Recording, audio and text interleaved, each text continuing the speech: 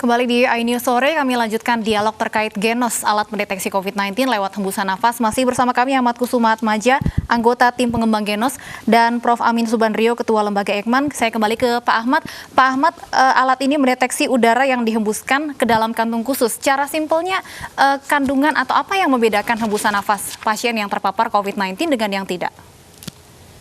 Jadi sama dengan yang disampaikan Prof. Amin tadi. Jadi pada dasarnya ketika seseorang itu terinfeksi oleh virus, bakteri atau patogen begitu, maka ada metabolisme tubuh yang berubah begitu, termasuk juga kandungan atau konsentrasi dari komponen gas di dalam pernafasan itu juga akan berubah. Jadi kalau kita cek ya secara umum seseorang itu ketika bernafas maka biasanya ada kandungan asetonnya, kandungan amonia, kandungan gas-gas yang lainnya yang kita sebut sebagai volatile organic compounds gitu. Nah itu yang kemudian kita baca polanya antara orang yang sehat dengan orang yang sakit. Jadi pada awalnya genus ini mirip seperti prinsip kerja hidung ya, hidung manusia ataupun hidung hewan, yang bisa mengenali atau merekognisi suatu bau ketika sebelumnya dia sudah bertemu dengan bau tersebut. Kita tahu bau durian karena kita sudah bertemu dengan durian. Nah, jadi genus ini sebelum sampai taraf implementasi seperti saat ini sudah kita lakukan penelitian sebelumnya dari bulan Mei. Jadi kita cobakan pada pasien yang terkonfirmasi positif dan negatif, itu kita latih demikian rupa dengan berbagai kondisi. Nah, kemudian itu menjadi menjadi ingatan bagi mesin ini. Sehingga ketika saat ini dia dilepas, ada sampel baru masuk, maka dia bisa mengingat, oh ini yang positif, ini yang negatif. Ya, kira-kira seperti itu, Mbak. Baik, berarti hembusan nafas antara orang yang positif dan orang negatif COVID-19 ini berbeda. Tapi tidak menular ya, Pak, hembusan ini ya? Cuma memang berbeda gitu? Hembusannya tentunya kan itu mengandung droplet, tentunya itu menular. Tetapi dalam sistem genus ini kita sudah mendesain bagaimana supaya droplet itu tidak menular, sehingga kita membuat sebuah kantong udara. Jadi seseorang akan diminta ketika mau diperiksa, kita minta untuk mengembuskan nafasnya ke dalam sebuah kantong udara berbahan plastik begitu. Nah kemudian itu kita hubungkan dengan mesin genus yang di situ sudah dilewatkan dengan HEPA filter. Nah sehingga ketika udara nafas tadi disedot ke mesin, maka dia akan disaring dulu oleh HEPA filter, sehingga yang masuk ke dalam ruang mesin, dalam hal ini adalah ruang sensor, itu adalah murni hanya volatile organic compound-nya saja. Jadi murni gas hembusnya saja, tanpa ada dropletnya. Baik, saya ke Pak Amin. Pak Amin, apakah ini juga bisa menggantikan swab antigen gitu misalnya untuk deteksi awal yang sebenarnya tidak nyaman bagi beberapa orang? Sebetulnya karena ini sistem kerjanya berbeda, ya. Jadi ketika kita mendeteksi virus atau bagian dari virus, itu tentu berbeda dari ketika kita mendeteksi adanya perubahan dari tubuh. Sama seperti ketika kita memeriksa serum dengan rapid test, ya diambil dari ujung jari atau dari vena, kemudian diukur antibodi atau apapun. Nah, pengelompokannya agak berbeda nih. Jadi yang satu mendeteksi virusnya. Jadi genus ini bukan mendeteksi virusnya, tapi mendeteksi respons tubuh terhadap perubahan terhadap infeksi virus. Ya, jadi sama seperti ketika tubuh berespon dengan menghasilkan antibodi. Nah, tadi kan sempat ditanyakan berapa sensitivity-nya, berapa spesifisitasnya. Yang tadi sudah dijelaskan bahwa alat atau pendekatan yang baru ini tetap menggunakan PCR sebagai gold standardnya. Kita lihat bahwa uji antigen pun itu menggunakan gold standardnya PCR. Nah, kegunaan dari masing-masing pendekatan ini, apakah itu antigen atau PCR dan juga genus ini tentu berbeda. Tadi sudah disebutkan bahwa uji ini memiliki sensitivitas yang tinggi sehingga cocok untuk dipergunakan sebagai alat screening yang cepat.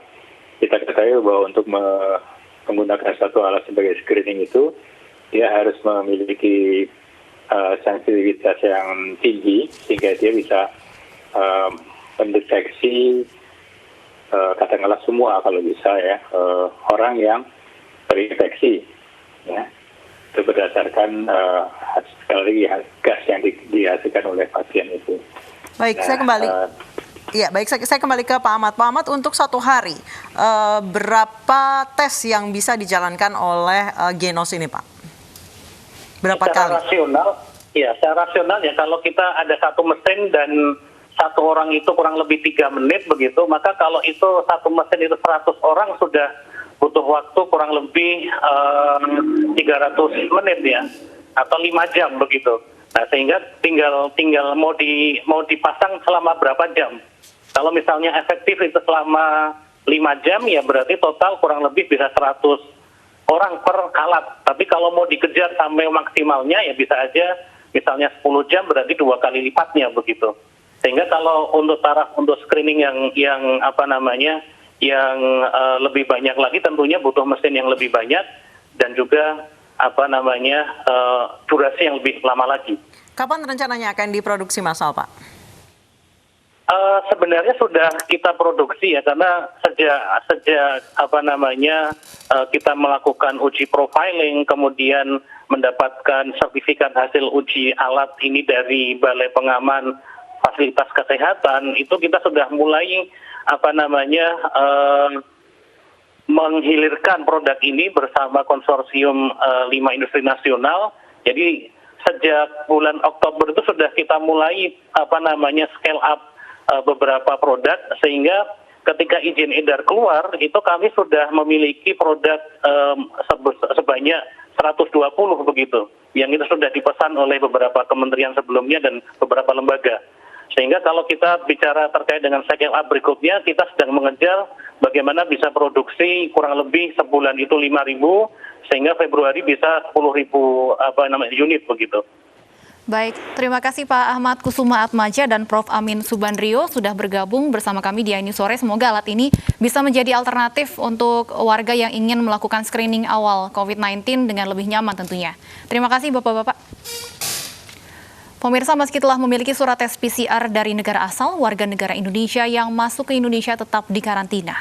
WNI merasa resah dengan aturan yang dibuat karena tidak bisa langsung bertemu keluarga. Selain menutup sementara masuknya warga negara asing ke Indonesia, warga negara Indonesia diizinkan kembali ke Indonesia sesuai dengan ketentuan bebas virus corona melalui tes PCR di negara asal. Selain itu, Menteri Luar Negeri Retno Marsudi juga menyatakan pada saat WNI tiba di Indonesia wajib melakukan pemeriksaan ulang PCR dan apabila menunjukkan hasil negatif, maka WNI akan dikarantina selama 5 hari terhitung sejak tanggal kedatangan.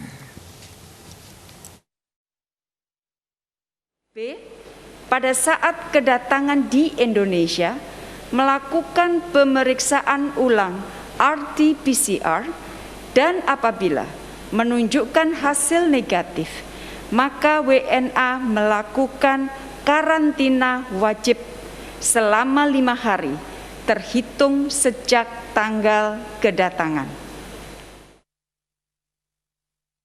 Pemirsa, kasus COVID-19 di Indonesia masih terus meningkat. Hingga siang tadi tercatat 7.903 kasus baru di Indonesia. Berdasarkan data Satgas Penanganan COVID-19, hari ini tercatat 727.122 kasus terkonfirmasi, 596.783 sembuh, sementara total yang meninggal dunia mencapai 21.703. Pemirsa, mari kita dukung para pejuang kemanusiaan dengan peduli melawan penyebaran virus corona. Bantuan bisa disalurkan melalui rekening yang tertera di layar televisi Anda. Ibu sedang susah merintih dan berdoa. Pemirsa, polisi menetapkan artis Gisela Anastasia sebagai tersangka kasus dugaan video porno mirip dirinya. iNews Sore akan kembali dengan informasi selengkapnya. Tetaplah bersama kami.